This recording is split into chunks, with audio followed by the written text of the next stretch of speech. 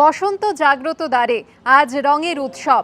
আবিরের রঙে আজকের দিনটিকে বরণ করে নেওয়ার পালা শুরু হয়ে গিয়েছে চারিদিকে। বিভিন্ন প্রান্তে চলছে রং খেলা, সেই সঙ্গে নাচ এবং গানের অনুষ্ঠানের আয়োজন করা হয়েছে। রবি ঠাকুরের সুরে চারিদিক সুরেলা হয়ে উঠেছে এবং বিভিন্ন জায়গায় ইতিমধ্যেই আবির মাখিয়ে শুভেচ্ছা বিনিময় শুরু হয়েছে। এবার আপনাদের নিয়ে যাব শান্তিনিকেতনে। আমাদের প্রতিনিধি ভাস্কর মুখোপাধ্যায় রয়েছেন আমাদের সঙ্গে। ভাস্কর, আমরা জানি বসন্ত উৎসব মানেই রবি ঠাকুরের শান্তিনিকেতন, কি ছবি সকাল থেকে? দেখো, এই মুহূর্তে আমরা রয়েছি ঠিক সোনাঝুরি যাওয়ার যে রাস্তা, সেই রাস্তাতে, এবং আমরা দেখতে পাচ্ছি যে মানুষের ঢল।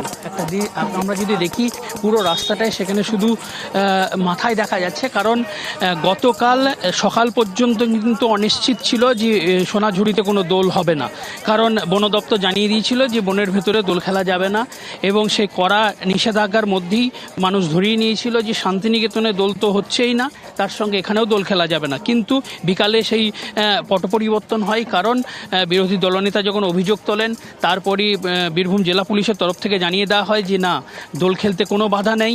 এমনকি বনমন্ত্রী নিজেও তিনি জানিয়েছিলেন যে দোল খেলতে কোনো বাধা নেই, কোনো সময় নির্দিষ্ট করে দেওয়া হচ্ছে না, সারাদিন দোল খেলতে পারবে। এবং তারপরই আজ সকাল থেকে আমরা দেখছি হাজার হাজার মানুষ ভিড় করেছে এই সোনাঝুরিতে, এবং তাদের একটাই দাবি যে যেহেতু দোলের দিন বসন্ত উৎসব হচ্ছে না শান্তিনিকেতনে, সেক্ষেত্রে বিকল্প একমাত্র সোনাঝুরি। তাই সোনাঝুরি যদি রাজ্য সরকার বন্ধ করে দেয়, তাহলে সাধারণ মানুষ যাবে কোথায়? এবং তারা জানিয়েছেন যে এই বিকল্প যে সোনাঝুরি, সেটা কিন্তু যতটা সম্ভব খুলে রাখতে হবে সাধারণ মানুষের জন্য, এবং যে জেলা প্রশাসন সেই ব্যবস্থাই করেছে। কঠোর নিরাপত্তা ব্যবস্থা করা হয়েছে। আমরা দেখতে পাচ্ছি এখানে যারা দোল খেলতে যাচ্ছেন তারা এখানে রয়েছেন। একটা জিনিস খুব পরিষ্কার, একটা কথা বলবো, যে এখানে দেখুন দোল, এখানে বসন্ত উৎসব বন্ধ হয়ে গেছে। হ্যাঁ, সোনাঝুরি সেখানেও বলা হচ্ছে যে দোল খেলা যাবে না। হ্যাঁ, খেলতে দিচ্ছে না। এই বিষয়টা নিয়ে কি বলবো? কি বলবো? আমরাই প্রথম এলাম এখানে, এতদিন আসেনি, আগে শুনেছি, তো খুব ভালো এক্সপিরিয়েন্স হলো, ফার্স্ট টাইম। খুব ভালো লাগছে।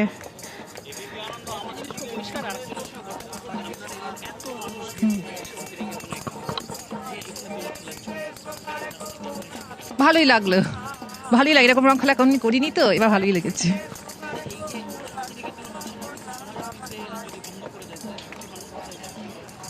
সেটা একটু কষ্ট পাবে, বন্ধ করেছিল শুনে খুব খারাপই লেগেছিল, এখন ভালো লাগছে। একটা জিনিস খুব পরিষ্কার, যে এখানে সাধারণ মানুষ যারা বাইরে থেকে এসেছেন, তাদের একটাই বক্তব্য যে না, সোনাঝুরিটা খুলে রাখতে হবে, কারণ সাধারণ মানুষ যাবে কোথায়? শান্তিনিকেতনে বন্ধ, সেখানে বসন্ত উৎসব হচ্ছে না দোলের দিন, তাই বিকল্প একমাত্র কিন্তু এই সোনাঝুরি। তাই সেখানেই সাধারণ মানুষ ভিড় করেছে, প্রচুর মানুষ যাচ্ছে। আমরা দেখতে পাচ্ছি এখানে আজকে সারা দিন এখানে দোল খেলা চলবে, এবং কঠোর নিরাপত্তা ব্যবস্থা করা হয়েছে জেলা প্রশাসনের তরফ থেকে। জেলা পুলিশ জানিয়েছে যে প্রায় 500 জন পুলিশ কর্মী মোতায়েন করা হয়েছে এলাকায়, যাতে এখানে কোনো রকম কোনো নিরাপত্তার ত্রুটি না থাকে, এবং সাধারণ মানুষের প্রত্যেককে নিরাপত্তা দিতে হবে, এবং সেটাই নির্দিষ্ট করেছে এখানে প্রশাসন। আমরা দেখতে পাচ্ছি যে যারা ভিআইপি তারাও যাচ্ছেন এখান থেকে। গাড়ি এখানে নিষিদ্ধ করা হয়েছে, সম্পূর্ণভাবে টোটো নিষিদ্ধ করা হয়েছে, কারণ গত বছর এই রাস্তা পুরো একদম স্তব্ধ হয়ে গিয়েছিল, প্রায় 3 ঘন্টা এই রাস্তা স্তব্ধ ছিল। তাই এবার প্রশাসন কঠোর ব্যবস্থা নিয়েছে, কোনো রকম যান চলাচল এখানে করা যাবে না। এবং আমরা এখানে দেখতে পাচ্ছি আরও যারা রয়েছেন এখানে তো এলেন, কেমন? খুব সুন্দর, দারুণ, খুব ভালো লাগলো। হ্যাঁ, ভিতরে গেছিলাম, খুব ভালো লাগলো।